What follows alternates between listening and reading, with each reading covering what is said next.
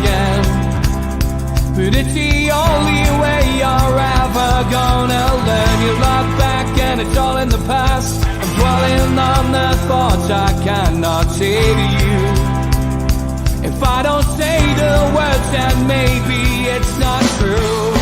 And it feels alright when they come and say to you. Good evening, welcome to NUFC Matters. We only went and did it.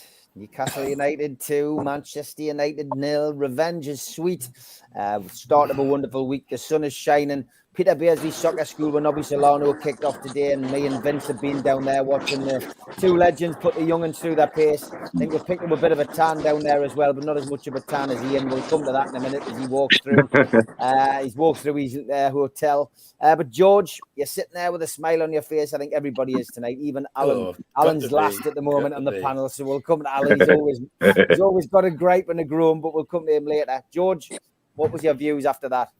Well, it was just, it was what I'd hoped for. I said to you 4-0. I've had the feeling that's what it would have been. And had they took their chances, it could have been more than 4.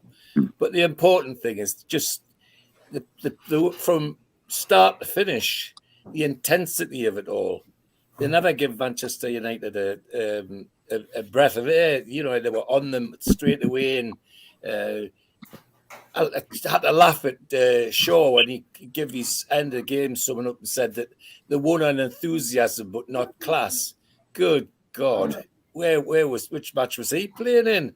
Because if we talk about class, there was, I don't know if you noticed, you probably have seen the replays, but our Bruno had the ball and he's playing across the penalty area, and Weghorst came to him charging like a bull, and he just went straight past because Bruno just shimmied and took the ball away, and Weghorst went running another 20 yards past. He didn't even touch him. And if that's not class, I don't know what is. But it's the intensity of the ball from the back to the front, keeping it going for the 90 minutes.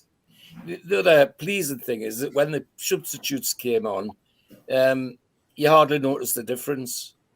Gordon came on and he was just as effective, and so on, and so were others. And I just love that, the fact that we've got a bench that can come on and keep the thing going. Because that's one of the things we've been accused of lately, is that we haven't got the bench.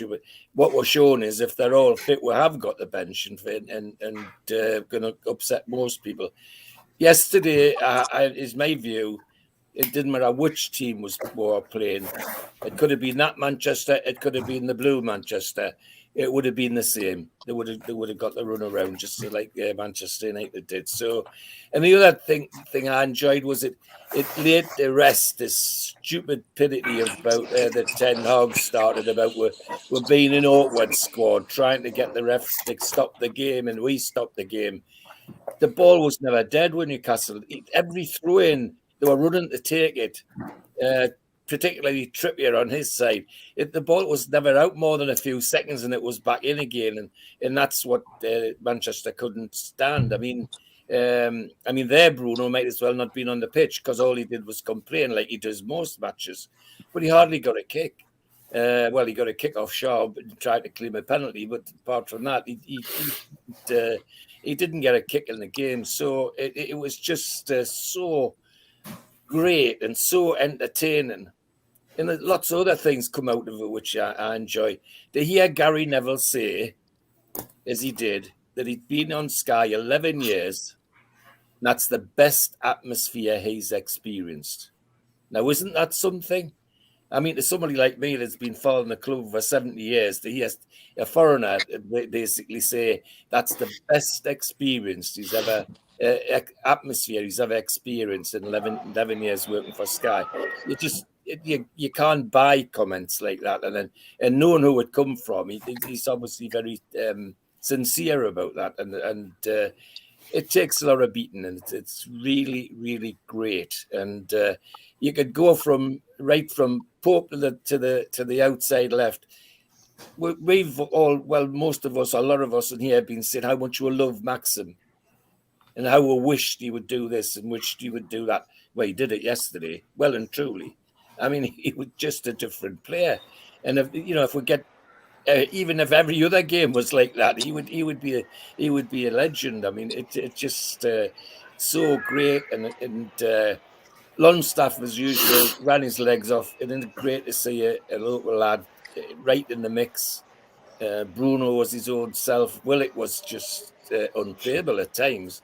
And even Wilson when he came on looked like the old Callum Wilson. And he got a good poacher's goal from that corner from Trippier. No, fantastic. I could talk all night, but I'll stop now. Okay. Let somebody else have a word. I was going to go to Alan, but there's been a lot of requests in the chat for Melly. Where is he? Melly, are you there?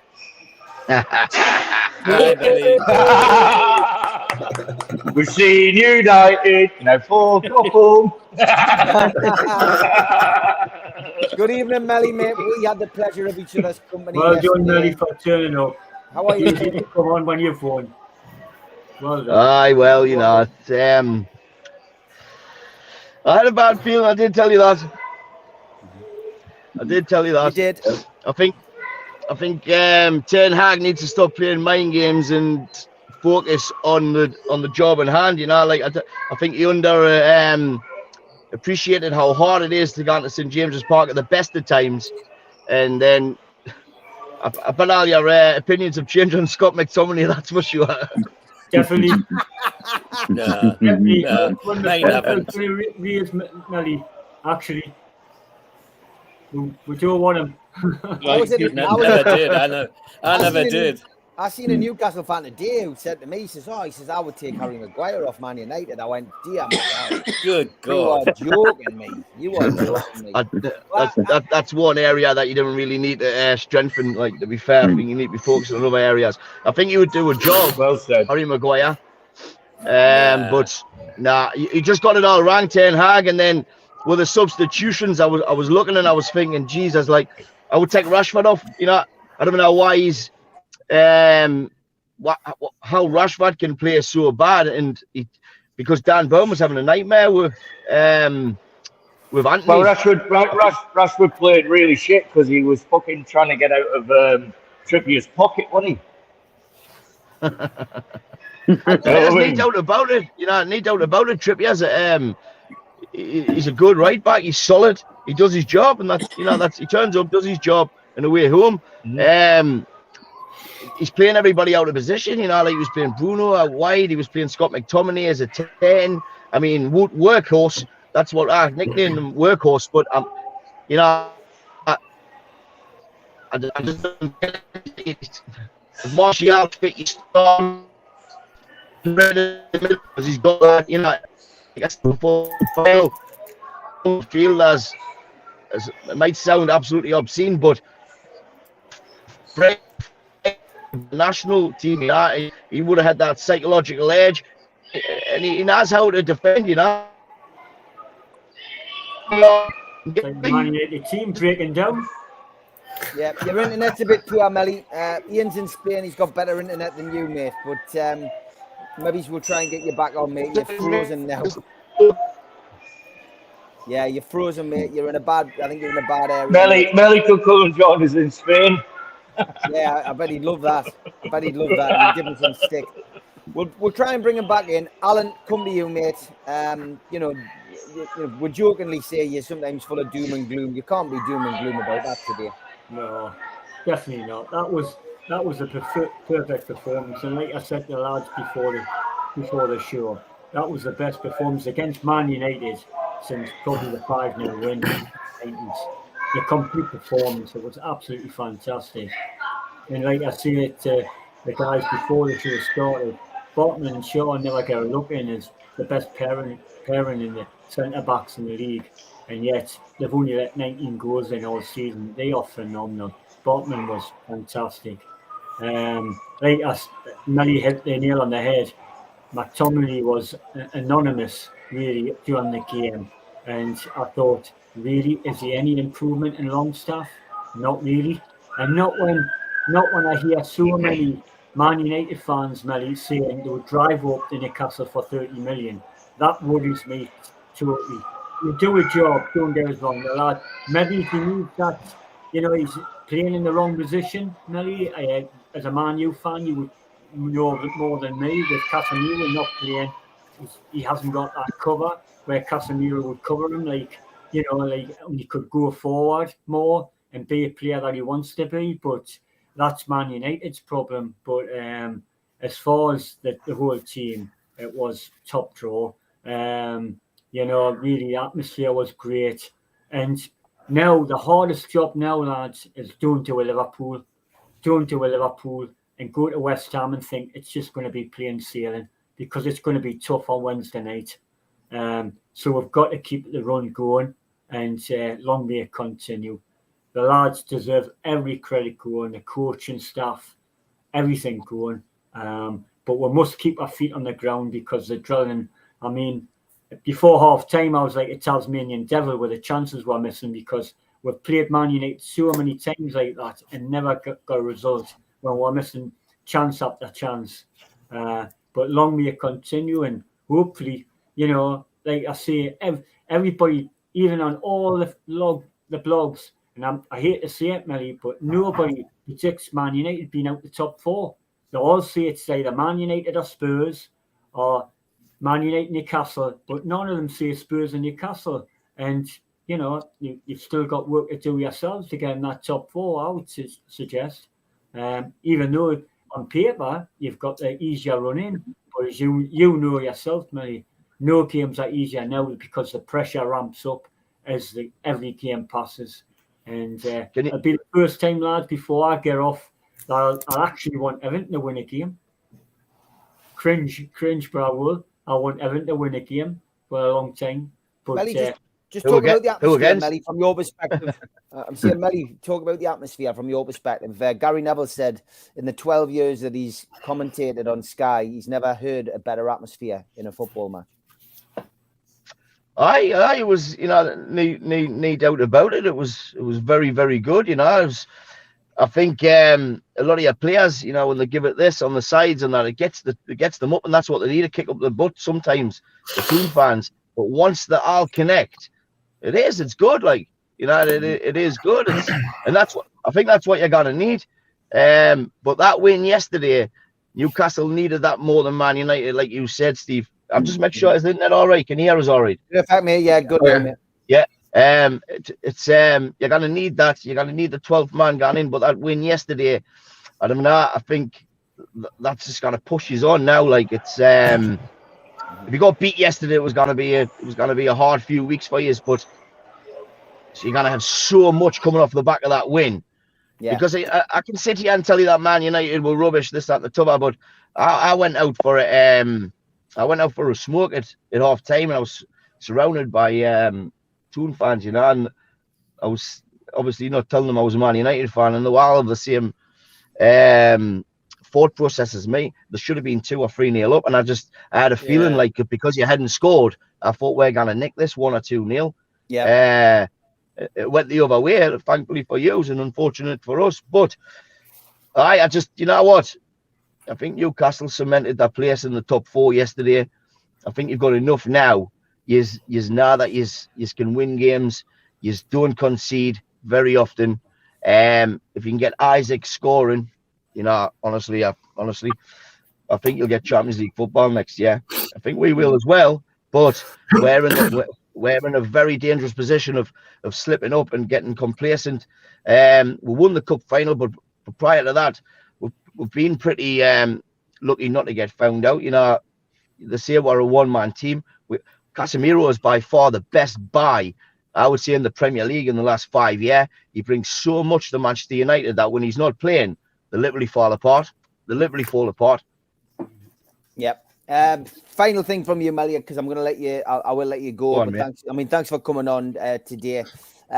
Champions League, then, Newcastle and Manchester United. Do you think they're going to take the 3rd and 4th spots? 100%. I think the rest of them are all in turmoil. Tottenham, obviously Chelsea. I think they're miles off. Actually, they're going to be fighting relegation. But the big guns, they're in turmoil. Liverpool, Liverpool will play against the big teams normally at home, but against the little teams away, like on a Tuesday, Wednesday night, they're struggling, you know. So, whereas Newcastle aren't. Man United, I hope we do, mate. But you know, we're still in the rebuild process. You know, Ten Hag's overachieved this year massively, hugely. I think we're in a kind of false position, to be honest with you, because well, we went on a good run, but if we finish in the Champions League, happy days. It can be a bit of a nuisance as well, you know. Yeah, it can but be. not as much as a nuisance. What did you make of Go the on. interviews? What did you make of the interviews, Melly? Luke Shaw's quality comment was so arrogant and patronising.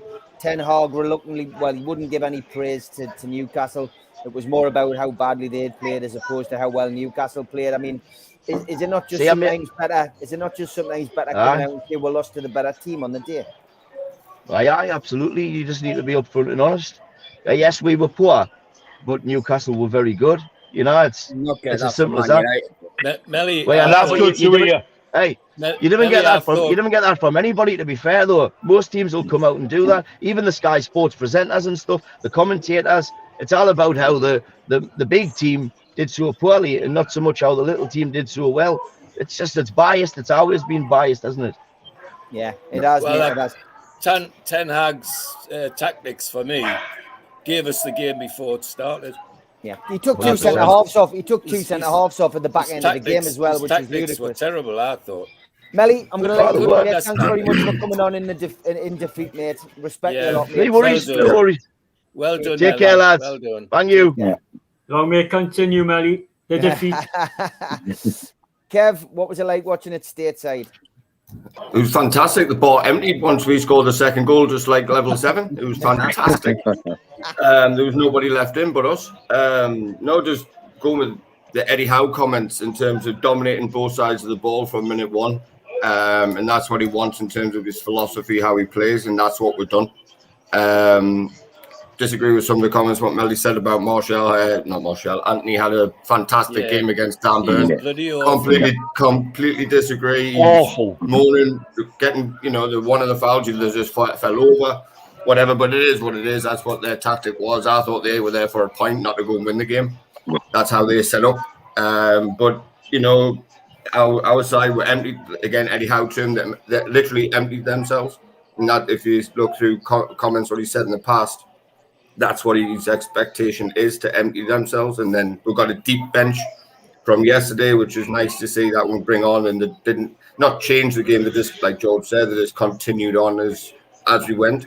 And agreed. I thought we should have been 4 or 5, but I said to my wife and my mum who's in town, and the lads in the bar, said it's coming. It was coming. They were just sitting in low blocks, defending. Once I was happy for them to have it in their final third in the middle part of the field. I was quite happy because again, Casemiro, the best centre midfielder the Premier League's ever seen in 5 years. I don't agree with that because Bruno was fantastic yesterday. He controlled that midfield like a centre midfielder does. But with Joe Willock, or Willoquinho, we'll call him, because he was fantastic yesterday. And it was just overran them. We just outworked them. Yes, they've got quality. Obviously, they have. It's Man United, of course, I have.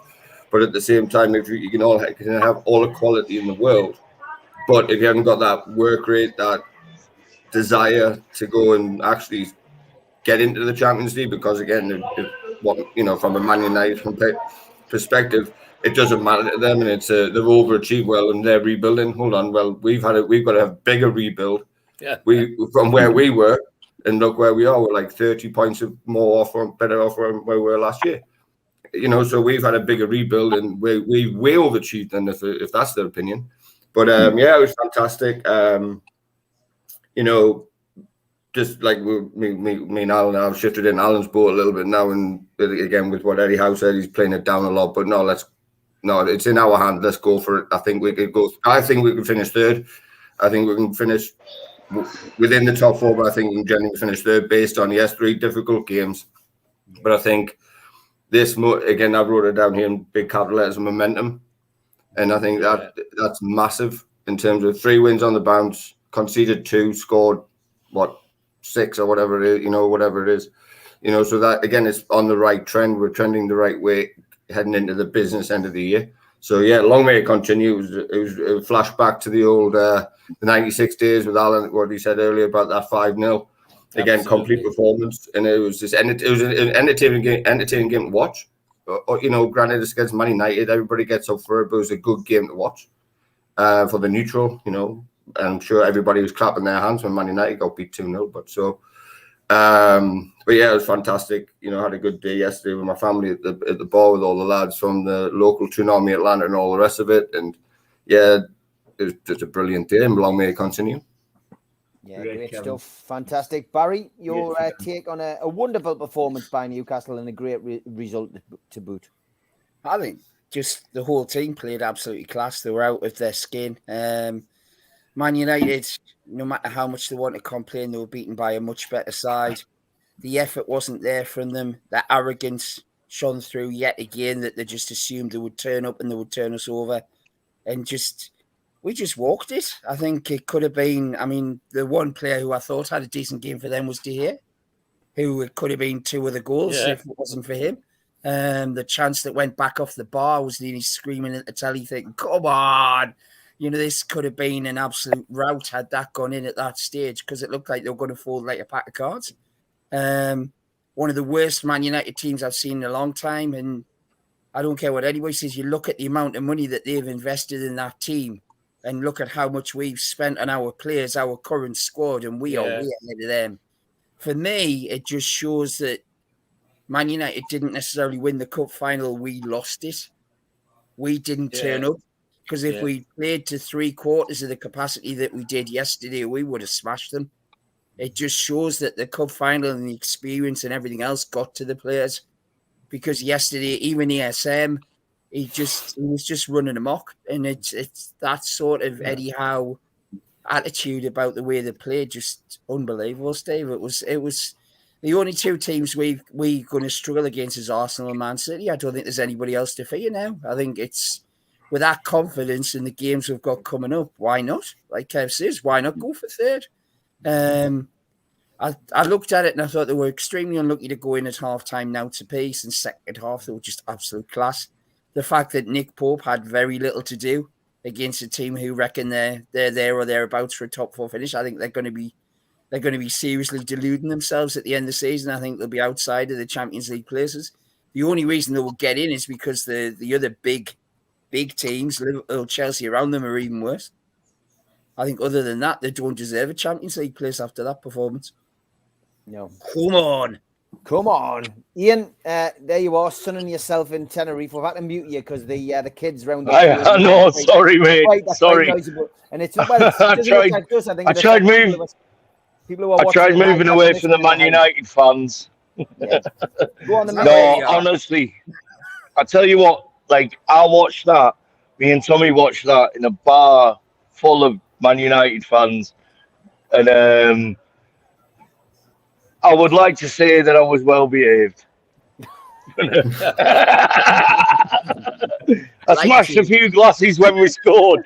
I went up, the table went, and no, it was good fun. Good fun. And they were all, to be fair, to a man, they all stood up and said, you were the better team, because we were the better team. And when I sat and had a drink with them after, they said, you know, you played well in the final. And we lost the final because we couldn't put the ball in the net. And we won that game because we put the ball in the net. But we should have been 4-0 up in the first half for me. Yeah, you know, definitely. But and I was a little bit worried when we didn't. But no, it was brilliant. And Willock getting his one, that was brilliant for me. I loved it. And then obviously in the second half, when Isak was losing his legs, but then he got him back again, and then Callum came on and scored his goal, and I just thought, yeah, we're there now. We're there. And I think that's probably the way that Callum's going to be used from now on. I know he won't like it, but if he can handle being used as a super sub, he could be to us, you know, like what a lot of other teams like Man United had Solskjaer. You know what I mean? Good on you. He could do that job because he hasn't got the legs to do what Isak did. And I don't know whether anyone agrees with us, but Isak is he's for me he's the best attacking player we've had since Alan Shearer. And it's a big statement to make, but that's what I put him up as. Absolutely right. Yeah. Good points, well made, Vince. You were there yesterday, mate. You were part and parcel of it at St James's. What was your views? Yeah, it was mint. Like it's a great day with your dad. Sat next to your dad. I like his was saying not because your brother wasn't there either. So like it was just his mate, not him and his mate, and it was great. It was fantastic. Like says I've been to like a few games since the takeover, and I've never seen Newcastle lose at St James's Park while I've been there. So it's another great day. Just love it when I enter that ground. Just something happens. But it was absolutely amazing. Like she said, the lads, just like you see, just crossed that white line and just went for it. Absolutely went for it. You could tell when House saying, "Oh, not revenge, not revenge." The players didn't feel that way. Definitely didn't feel that. You knew there was something about it. And they just absolutely took it to them. They were brilliant. Like his to a man, like his Willock, absolutely outstanding.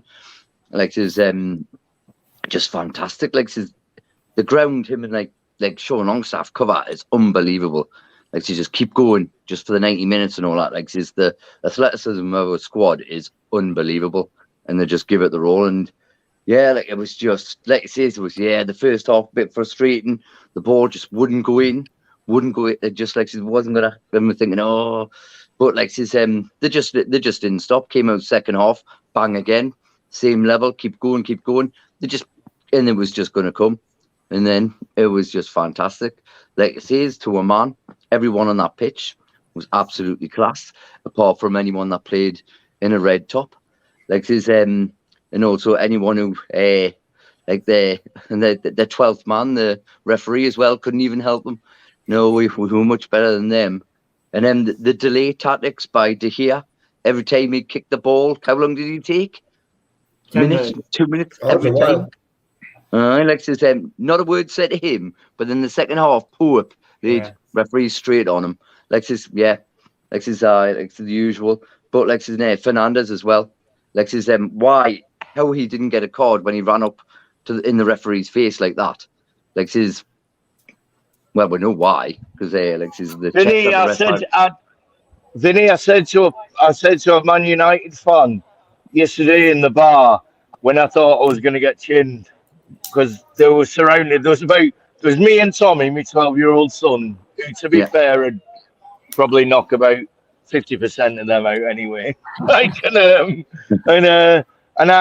I said to him, I said, does that person who's your captain represent your team? Like, as much as I dislike Roy Keane, he was a proper captain of that team, Yeah. And I said, does he represent your team? And I said, does that manager say coming out and trying to shithouse like that before represent your team? And they all were like, no. They couldn't say that it did. And after the game, they all came over and they actually. I was surprised because I'd given it some. I'd smashed a few glasses when we scored the first game, accidentally, obviously. And they all came over. A lot of them came over and said, "No, you deserve to win that game." And I like that. But it's, they're not the Man United of the past. No, they're not. No. The mentality's not right, Ian. The mentality shown on Sky. They've lost virtually every away game against the top team this season. But they have lost every. It's not like they've nearly. They have. They've lost every away game to the top, like a team in the top 9. Like says, and the rave on about Casemiro. I mean, for me, he plays well, but I don't think he's as good as they say he is. Like she says, it's just raving on like Kev pulled up before. Like Kev pulled up before, totally. Like his the best in 5 years. Are you kidding me, man? No way. Like his Bruno, just absolute Bruno, like the one Bruno the only one Bruno.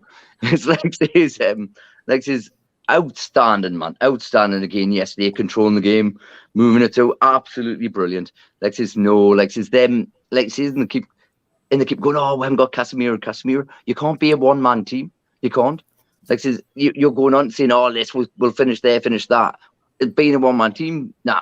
Like says the only way I think Man U will get in the top 4 is because Tottenham's rubbish. Like says Brighton, they're what 43 points, might be a bit too. I think that's how Man U will get in. I think it'll be the failure of others that will see Man U get in. Like it's not to their quality, but I'll just think that's going to be the failure of the rest. I can see us like says going on, pushing on. Now this is going to be our second win, and I think we'll absolutely go for it. But yeah, absolutely fantastic. Yes, they loved it, singing me heat off. Like says just absolutely loved it. Yeah, come on.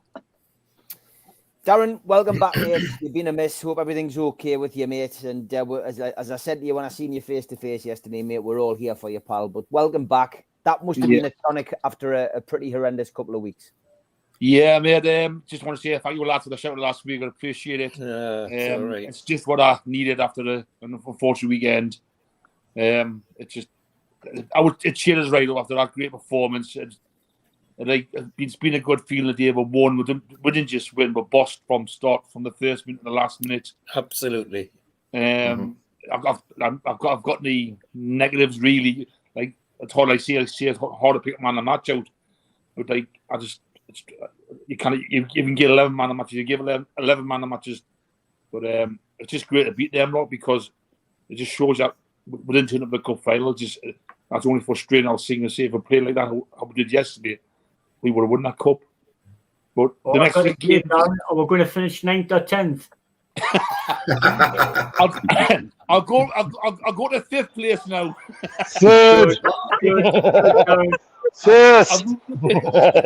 I've moved to the place now, 5th place. Right? If we win the next 3 games, I'll get the 4th. Well, that's the crunch. It is the crunch, lads, for me. Yeah. The next 3 games. I really mean that. Oh, hey, Darren, you miserable fucker. We're finishing first.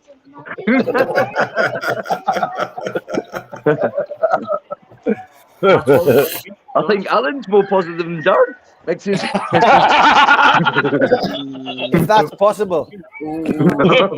This is what we've got to aim for, lads. You know, when I was saying a few weeks ago about the pressure, like Arteta's hinted in his latest interview about also feeling the pressure and saying enjoy it. You've got to embrace the pressure because we want this every year, don't we? We want to be in the top 4, fighting for top 4, and eventually go for the title. Yeah, you're right. You know, what I'm worrying is, like, I watch a lot of Steve's podcasts, and Ben Jacobs talks a lot of sense, lads, and about the weight structure and getting better players in, and it's all about that. If we get top 4, you know, we've got to be careful, you know, because the sponsorship and everything's lagging behind. It's like everything else, you've got to get it in place, and don't be too disappointed if we don't make top 4 next year. But it's a question of getting that squad up to the level year in, year out, isn't it? Because you've got 6 or 7 teams going for 4 places every year now. Yeah, big points to make. I'm sure in the second half of the show, halfway through, I will play the ads. Big thanks to all our sponsors. Thanks to Skips and Bins. Telephone 0800 25 45 25 3. Email inquiries at skipsandbins.com. Website skipsandbins.com. Easy contract free and pay as you go waste collection.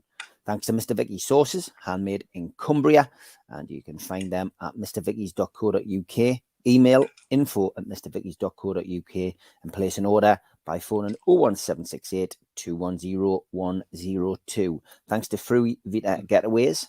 Book your holidays or short breaks in the UK or around the world with them. Let them find your happy place. Abta and Atol registered. You can contact them by emailing fruyvitagetaways@gmail.com. Call or text 0792 842 7895 and join their Facebook group at Fruy Vita Getaways.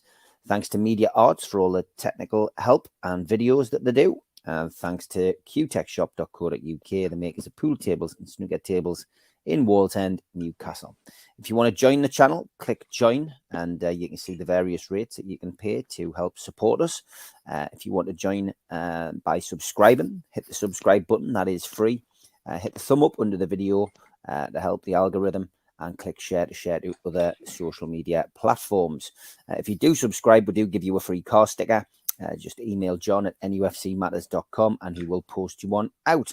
If you want to join the cult, which is a one-off payment of £25, where you get a scarf, a pen, a cup, and entry into the monthly draw, then go to nufcmatters.com and look for the cult membership, or put your phone over this smart code and it will take you straight there. We are available as well as a podcast on iTunes, Spotify, Podbean, and the rest. And we do support the food bank on this channel. So if you want to make a virtual donation from anywhere in the world, go to nufcfansfoodbank.co.uk and put your money into the match day bucket. We've got some events coming up. First off in April the 3rd, 4th, 5th, 6th and 11th. Peter Beardsley Soccer School is back for ages 6 to 16 years. Go to peterbeardsleysoccerschool.com for more information. An evening with John Anderson at the Time Out Surf Cafe, Tuesday the 18th of April. Book your tickets direct from the venue. An evening with Frank Clark and John Gibson 2 nights later, Thursday the 20th of April at the Irish Centre. Tickets from nufcmatters.com. An evening with Nobby Solano at Laurel's in Whitley Bay is May the 11th. So contact the venue direct if you want to go to that event. And we've got our NUFC Matters end of season party, which is the 27th of May at 7 o'clock. Tickets are a tenner from nufcmatters.com. An evening with Rob Lee at Louis Liquor Store, 1st of June, and tickets direct from the venue. And an evening with Rob Lee, Lee Clark, and John Beresford, Friday the 2nd of June at the Grand Hotel Gosforth, which is in aid of the Healing Tour charity. And you can get your tickets direct from them at the healingtour.org.uk website. Just click events. A little bit later in the year, an evening with Gavin Peacock, July the 10th. Tickets from nufcmatters.com for that one. And if you like your boxing, a night of champions featuring Frank Bruno, Ricky Hatton, Nigel Benn, and Joe Calzaghe. Tickets for that one from goldstarpromotions.com. I will update the ads this week. Don't forget the Shearer Ball, 150 tickets, £1 per ticket. Win a limited edition Alan Shearer signed ball. Go to nufcmatters.com. Some signed Isaac t-shirts on there as well. Get yourself onto the website for that. Don't forget the Great British Fake Off is taking place Sunday the 30th of April. We'll have some tickets to give away for that soon. And the Anthony Gordon shirt, framed and signed by Anthony Gordon. Tickets $3.95 from footballprizes.co.uk. I did want to talk a little bit about the Hall of Fame nominations, because we covered this on the Amigos, but I wanted to talk through this with you lads. Obviously, the Newcastle United representatives on there: Les Ferdinand, of course, former number 9, Andy Cole, another one named on there. Michael Owen, obviously, not quite a legend at Newcastle, that has to be said. But Les Ferdinand and Andy Cole, both Newcastle United players. What do you make of that? I'll leave it on George. I see you got your magnifying glass out just so you can have a look. What do you make of the Hall of Fame? Of course, Shearer's already on there. There's already players on there, but the two Newcastle nominations, Ferdinand and Cole, are they worthy of a Hall of Fame place in the Premier League? Yes. Yeah, George. Yeah. Yes, I think so. I mean, there's others on there I wonder about. Sol Campbell, was he? Yeah. So, well, he's another ex-Newcastle player, of course. Absolutely. Known for Arsenal, of course. That's right, and Tottenham. And Tottenham. But not. I never put him in the same class. Well, Tony Adams is an Arsenal player, but he was a great player. He wasn't just a player. He was a great player. And Sol Campbell had his day. I never regarded him as a really great player. Good to see Michael Carrick there. He went to my school, went to Burnside. Good to see the other Cole, Ashley Cole, great little defender. And now Jermaine Defoe, not everybody's favourite before Pierre because of where he played, but the guy had a good career at Spurs and so on. Peter Crouch, I would say, Anybody else got anything to say about that list? Is there anybody on there you're scratching your head? I'd have Peter Crouch over that little short-ass knobhead that came to us from Real Madrid any day. Michael Owen. Yeah. Is that enough? Is that enough? I think so. Yeah. Yeah. It's Sorry, I didn't mean us. I didn't want to get us cancelled. Jermaine Defoe. Jermaine Defoe. Well, in fairness, Well, I'll have Jermaine Defoe over. Go on, Over sorry. Michael Owen. Over Michael Owen, Yeah. yes. I mean, don't forget, Jermaine had not just a career, he had a good career at 3 clubs. You know, West Ham, Spurs, and at the Mackhams. You can say what you like about him. He knew where the net was and put it in regularly for the ball. So in that sense, I didn't reel when I saw Jermaine Defoe. But and then George, did Defoe ever down tools at any club he was at? No. Exactly. No. Exactly. All right, let's get back to Newcastle. Darren, I'm going to start with you with this one. And it's a question from Daz91. He said, would you start Murphy over Miggy if he was fit? Murphy's done well. Great question. I like to think Eddie Howe, he just doesn't change a winning team. So I think he'll play the same team again. He's done nothing wrong, Murphy, to be fair. He's given 110%. And how we played on Sunday, can you change the team? No, you can't. Many opinions, just right, lads, go again. And Eddie Howe will not let them. He'll not let them feel all right. We're done. We'll relax. He'll demand it. He'll demand the same performance. How we played against Man U on Wednesday against West Ham. So to me, keep the same team.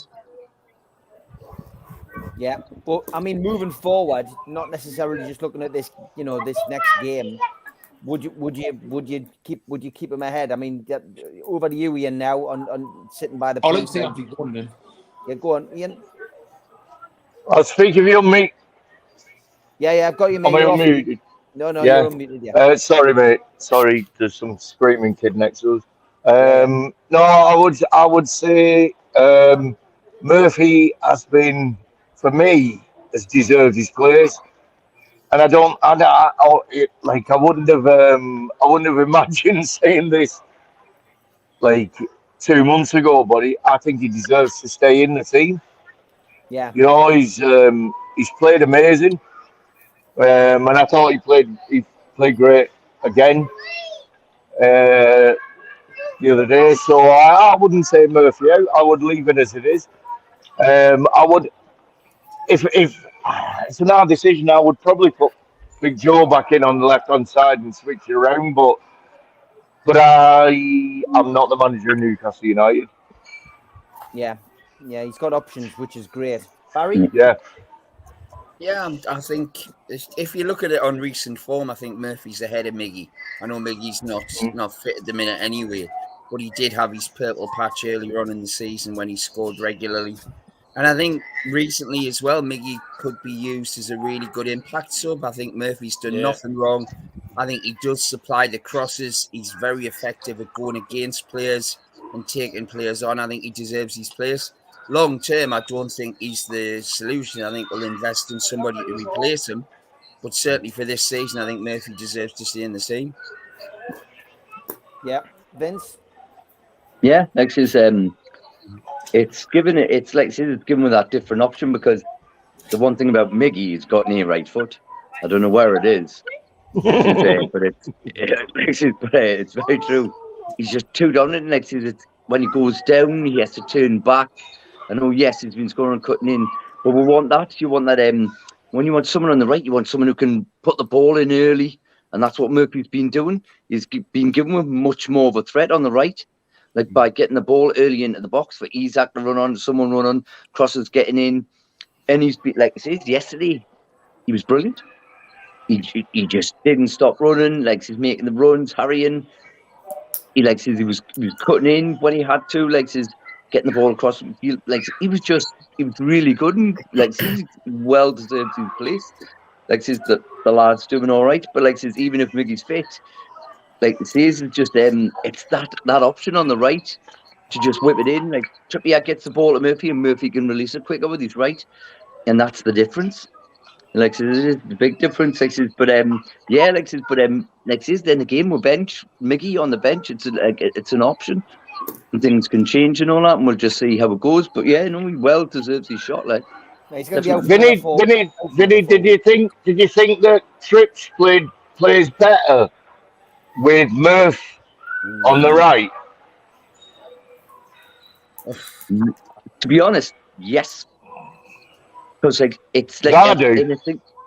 I think it's the right foot, like it's having the right foot because it's when Mickey like says he's got to play it and then like Mickey sometimes has to turn back where Murphy doesn't have to do that. Trippier can release the ball early. Know that Murphy's going to just go and get the ball in straight first time with his right foot. It's the difference to having a right-footed player on the right. Kevin, it's an interesting one. He's got options. That's the beauty. I mean, we know Mickey's not going to be fit for another month. That's what Eddie Howe said in the press conference. It's he's taking his time as he does with anybody who's injured. But yeah, if they were both fully fit, would you play Murphy ahead of him? It's a difficult one. It's a toss of the coin. Really depends on what it's horses for courses. Essentially, who you're playing up against. I mean, I agree with the right-sided on a right-sided midfield, or you play the inverted winger, depending on who you're playing against. So, for me, Murphy needs to add goals. That's all what he needs to do, in my opinion. Yes, his quality maybe not there. Mickey's again. It's all about the quality in the final third of a wide player, and it's a toss of a coin, in my opinion. It depends. If fully fit, at this point, I would go with Murphy. Offers you a little bit more in terms of a defensive structure with Trippier behind him. Mickey's, yes, he'll run all day. We know what he'll do. He'll just run up and down all day with a smile on his face. But Murphy gives a bit of better defensive mindset in him.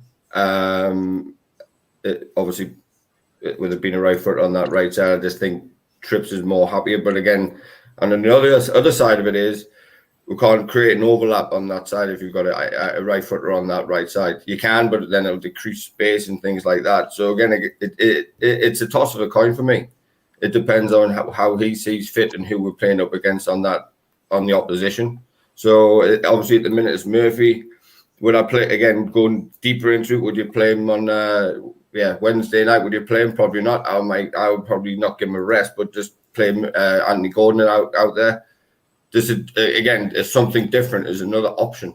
Again, that's the beauty of what we have of the attacking five, if you will. Do you play Maxi? Because I thought he was looking very leggy even towards half time. Do you play Elliot Anderson out there against Villa?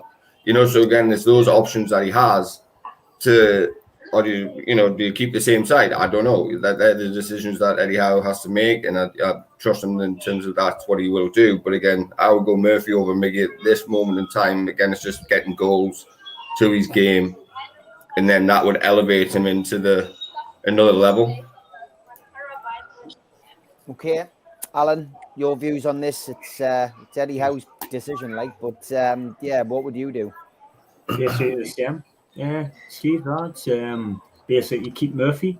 The beauty about it is what Steve, you've said a few times just in the last few minutes. We've got so many options now, and that's what Eddie Howe's creating. He's creating competition. So the lads in the jersey have got it, and it's up to the people on the bench to want it more in training. So it's that competition that we don't see day to day gets increased all the time. I always remember the Liverpool team. If you didn't have the jersey and you were desperate to get back in the team and you didn't want to lose it, so you played better. And I think with Miggy and Murphy, we all know Murphy's not the answer long term. But to be honest with you, he's playing out his skin and he's starting to believe in himself. And I've said this a few times. The last couple of months, he's come on so much. And I think he believes he belongs there. And it's, for a few years prior to that, I don't think he believed he belonged there. And I think he does now. At this present time, I would have Murphy over Mickey until he obviously comes back. And that's the manager's decision. And like Kevin said, it's about who you're going to play. And the beauty about it now, lads, is we've got so many options. That bench yesterday was the strongest bench we've had in years. Yeah. Well, Gordon, Wilson, and who else came on? Big Yeah, Joe. Joe, sorry, that was awesome. That them three players were coming on as impact, and it was really good to see. But no, keep a winning team until broken. Murphy for me at the minute. Yeah. Same for you, George. Yes, he's earned it, Steve. For me, the other thing I'd point out here is that Murphy does have a left foot, and he can use Yeah, his left foot. true Where as well, I think. Miggy's so Point, one-footed, yeah. it hurts. And Murphy could actually play on the left side as well, I think, because he has done before. No, yeah, Murphy's earned it, and if you listen to over the last year or so, how Howe's talked about them working hard and training, doing what he's told, and all the rest of it. The other thing is the lads that went to Saudi Arabia who spoke to him and saw him said, what a fantastic bloke to have in the dressing room because he's a bit of a card. Now, yesterday when he came off the pitch, he was doing an Alex Ferguson with a watch. I mean, really and truly, that's great for me. That sort of professionalism is absolutely great. No, Murphy's worked hard, and I think he's entitled to it. But I agree with the rest that Kevin and Alan have said. The options now aren't just those two. You've got Gordon, you've got Elliot Anderson. You know, it all fit it, and Wilson's there as well. And that's the other thing about Murphy. I think at a stretch, because of his pace, Murphy could actually shove up the middle. I think because of his pace, but at the moment he's entitled to be where he is. I think. Yeah, no, I would certainly agree. I think it's just great to have so many options, and I think Anthony Gordon came on yesterday. He was busting a gut. You know, he was desperate to get on the pitch, and absolutely the unity there and everything is good. And that's an interesting point that was made just a little bit earlier there, when I think it was Ian said, do you think that maybe Trippier plays better with Murphy in front of him? Maybe he does, and Vin making the point about him being right, it's the right-footed situation. Maybe that is the case. I mean, it was part of the game yesterday where I was thinking it was still 0-0, and I was thinking, what would I do to change this? I would, I'd probably like to see, maybe Wilson in the middle, Isak on one side, and Gordon on the other. I mean, in an ideal world, I think that might work. But at the moment, you don't fix what isn't broken. Well, we had the discussion. Steve, would you? About pushing. No, you're good. Pushing Wilson and Isak together as a two with the substitutions that he's made, and that's what we said is like with the substitutions coming on with a triple sub, it only went to two, but then Wilson came on eventually after we scored or whatever. So do you go with the Isak, and because Isak looked like he was about to be pulled, but he made a great pass for Bruno for the first goal. So again, it was them moments in that management where we'll say, okay, no, but I would like to see the two together and see what actually they can do and play like a 4-4-2 deep into games or whatever. Again, it's the option element, but we had that discussion because we didn't know who was going to go where. Essentially, we knew we had a thought of where we were going to go or where they were going to play, but ultimately stuck to 4-3-3 and whatever, and the rest is history. But at the same time, it's like, okay, now you can probably play there. You can probably play there as a two. Whoever can go wherever across the front five because there's that many options and flexibility of it. What was clever by Eddie Howe, because three of them were coming on. Yeah. But when we scored the goal, Wilson put his thing back on. So he didn't rush to make the subs. Because he waited for the right time to do it. Exactly. We're attacking. As soon as scored the goal, Wilson put his top back on. He brought 2-1, and then he brought Wilson on 5 minutes later. He didn't rush. He didn't rush to get them on. You know what I mean? He was see if anything could else happen, and it did. It was scored when the sub was ready to come on. He didn't rush the subs coming on. I thought that was the best bit of in-game management that I've seen from Eddie Howe since he became our manager. Yeah. For me, and I don't want to sound horrible to Eddie because I've questioned his substitutions at times, but that was because they were going to come on. They were going to come on, and he did the right thing then. Yeah. How do you think that the game will go on Wednesday night, lads? Because these are the sort of games I expect West Ham to sit back, even though they're the home team, and we're going to have to break them down. I don't expect West Ham the end of the to come day up yesterday, they were lucky to get the win against Southampton because Southampton hit the woodwork and the bar and could easily have got a goal out of that game. Yeah. So, Newcastle obviously. Newcastle go. I hope we do well. Newcastle go to London Stadium 8:00. Do well, Alan, because I'm. And it's 3,000 tickets have been sold. Sorry. And yeah, I mean it's a big game. Miguel Miron is still out. There is an injury doubt over Joe Willock. We'll obviously find out more from Eddie Howe tomorrow. Callum Wilson, of course. Well, it's his favourite team to score against. So that's a big thing to look at. But yeah, we'll finish off the show. Just get a prediction from you each. So George, starting with you. 2-0. 2-0. Alan. Same. 2-0. 2-0. Kevin. I'll go 3-0. I went 2-0 for this weekend, so I'll just top one more up on there and go 3-0. Vince. Yeah, I'm matching Kevin 3-0. I cannot see them they're really struggling, and like George said, Southampton, I believe, should have won. They were a better side. Yeah. Okay, Barry. I'm going with George and Alan. I think it'll be 2-0. 2-0. Okay. Ian, over to you, mate. There's been a slight delay on your reception. That's why every time you speak, we're speaking over each other. Don't worry about it. Give us your prediction.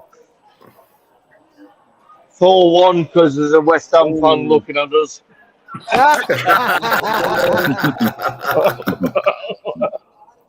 Gonna smash him. 2-1. 2-1. Andrew in the chat says 7-0. Yeah, I Wow. never know, mate. We're going to give someone a hammer. And I don't think it'll be West Ham, but yeah, I'm looking forward to the game myself. I'll give my prediction on Wednesday. As always, great to have the fans forum. Thanks to everybody in the chat. Over 350 watching. Good to see you. Thanks to George. Thanks to Alan and Kevin. Thanks to Vince, to Barry, Cheers, lads. and to Darren. Good Take to care. see you And all. I'll be back 12 o'clock tomorrow midday with Ross Gregory. Ta-ra, boys. Cheers, lads.